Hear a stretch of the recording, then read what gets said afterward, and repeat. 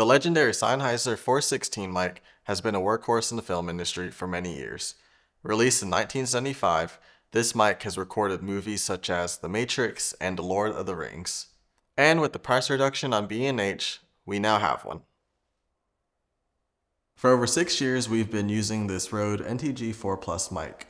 Our best friend and now roommate out of college, he was looking into getting audio and recording his short films, and so he went ahead and bought this mic. And ever since then, we've recorded many things. Hold on one second. Hello? Yeah. Yeah. I'm using its Wi-Fi capabilities to call you. What, you're in Uganda? That's insane. How's the weather? Including this short film that's on this wall right here. People like to tell themselves, if I could go back, maybe I'd do it all different. I feel like I say it too, even though it doesn't mean nothing. No one really needs my type of work anymore. And my final case will never be solved.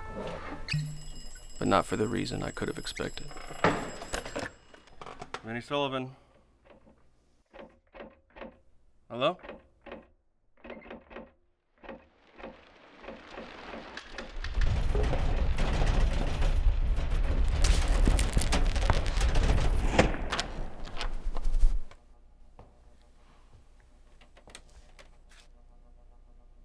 We had been wanting the 416 for a pretty long time, but because the RØDE NTG 4 Plus was doing the job, we went ahead and just kept that, especially since we were just doing a lot of corporate work. This space helps foster collaboration and innovation amongst the team.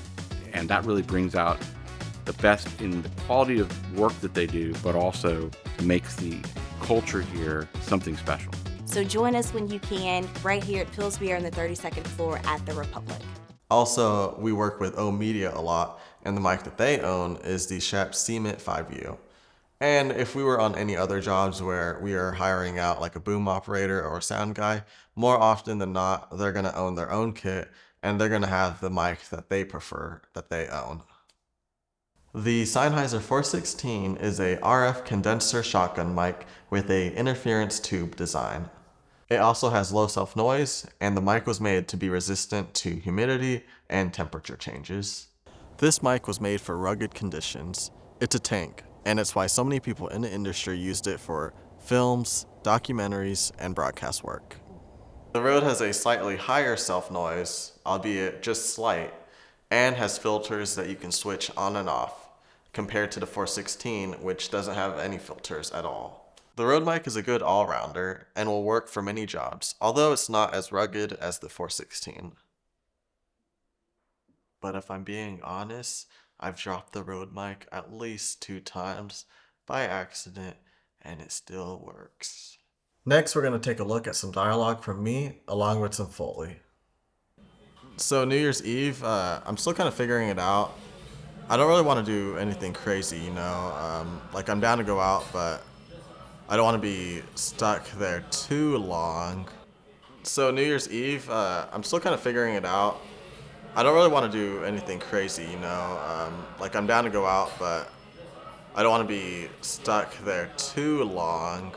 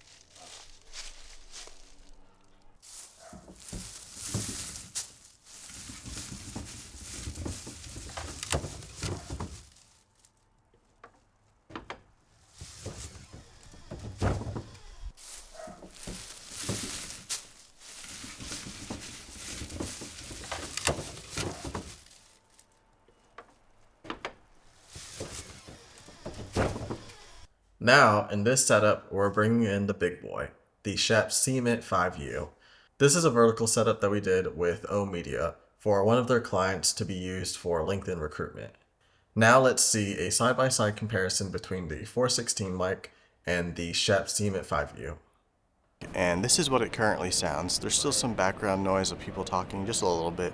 It might not even be audible, but might be a good signifier of what you're hearing right now. And we also have some wind from a vent coming in to my right or camera left. And so we're gonna see how that compares between each of the 3 different mics. And this is sort of just a comparison, just to see what it's like to go from 3 almost extreme different price points of microphones. One being under $500, the 416 being around $1,000, and the Schoeps being over $2,000. And so you'll get to see a comparison between 3 different price points and see what the difference is between them. For this last example, we're going to be taking a look at some voiceover work. We are actually filming a trailer to fundraise money for a short film with Ryan, our director here, who is in this box. And then we have our actresses doing some wild lines for some lines that are going to be in this trailer. So yeah, this is what they sound like. Just try to come down with Dad a week ago because you just. Okay, so stronger the in the first part. beginning, Okay, okay. okay. You never talk about anything, Michaela. You became distant. Our dad died a week ago and we've barely talked about it.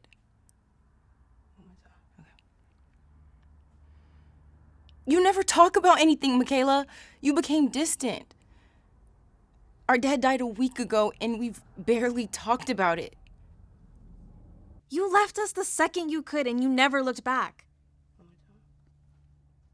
You left us the second you could and you never looked back. I love Dad, I really do. But he was a force that I could only take so much of. You just up and abandoned us. And what I feel like the 416 is able to do well is block out sounds from the sides, and it ensures that whatever you're pointing at, that's the audio that you're going to be hearing. Now, if I'm being honest, if I'm hearing audio from the $500 range all the way up to the $2,100 plus that it takes to get the Schoeps, once you throw on, a little audio AI, I feel like whatever mic you're going to choose, they're going to get the job done. If you're in the market looking for a mic, then the NTG 4 Plus is going to do the job just fine. It's done a lot of video work for us across the years, and none of our clients have ever complained about the audio quality coming from that mic. But I feel like if you can get the 416 on sale for around $700 plus, I don't see why you shouldn't, spend a little extra money to get one of the best and tried and true mics in the industry. Now, comparing the 416 to the CMIT 5U, the CMIT 5U just sounds better. Now, once you've been working with the Schoeps for a while, then you'll kind of gravitate to that as being the mic that you're always going to choose. But is there really a huge difference between that mic and the 416? As someone that's not really an audio guy, there isn't really a huge difference in my opinion. As far as getting the work done, if you have the right setting, if you're in the right environment, and you capture your audio levels at the right level, then the audio is going to be good to be used for Foley, for dialogue, for interview work. It's going to be good for whatever you need it to be used for. Obviously, if you're an audio guy, if you're working inside of a studio, then the CMIT 5U is probably what you're going to want to go with. I hope this video is able to help you out in figuring out, what these mics sound like and possibly even what mic to buy. If you have any questions for me or about the equipment and gear, then please comment down below. If you're looking to collab with us, if you're looking to do some work with us, then you can go ahead and email us at team@madlightfilms.com, or you can email me at my personal email, solomon@madlightfilms.com. And if you enjoyed the video, please like and subscribe, and we'll see you on the next one.